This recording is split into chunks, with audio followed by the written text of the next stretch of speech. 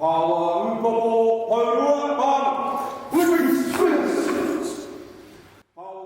kotahi ai ngā uri o Waikato ki te tonga ki raro I te maru o Reconex Aotearoa, ko te mahi mau rākau te kai. I believe that rākau is a taonga passed down from our tipuna, and I think to me it's pretty important to learn it and pass it on.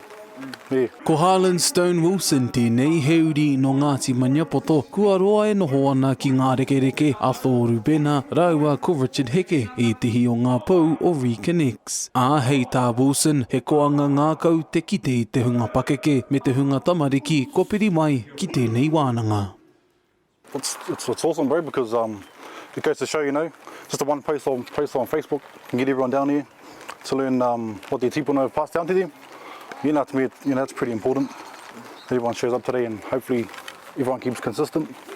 I suppose when they grab the stick, they almost feel attached to their ancestors. Well, for me anyway, like with my disconnection, that's why I want to do my rākau. I'm only a student of Matuoto, but every time I grab it, or step into the classroom, I feel like I'm partially attaching myself back to where I come from. I'll make a mistake.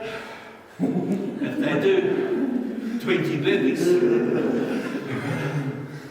Katahi anō a Richard Heke kia whāia tōna tuakiri Māori. Ko I rā te take nui ko whakatūria e rātau ko ona hoa a Joel Nicholson me Thoru Bena I tēnei kaupapa e ki ana ko Reconex. Ko ona mā tāpono kia manaaki te hunga ko waihotia ki te taha, te akia ki te hunga rangatahi ko huri ki Aukaha atu. It's good to be in a position where I was on the other side of the fence and now I'm on the other side of the fence helping kids in the same stuff that I was going through when I was a bit younger. I hear all the people saying this and bad things about them, but I've been on the other side of the fence. I know that's more than just them being naughty. Tai e, ki te pau tahi, ki te pau rua, ki te pau toru, ki te pau whā, ki te pau rima, ki te pau ona, ki te pau whiti, ki te pau uaru, ki te mau, tai aha, pāna, hara mai te toki, haumia, hui e, tāki e.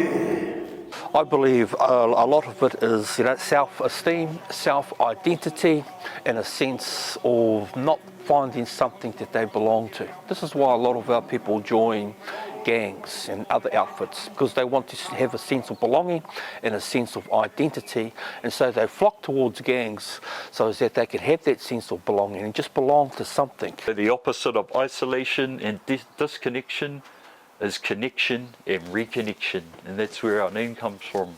Ko te whāinga nui a te kaupapa nei, kia rena te taukāia o te tangata ki tōna whare tapawhā.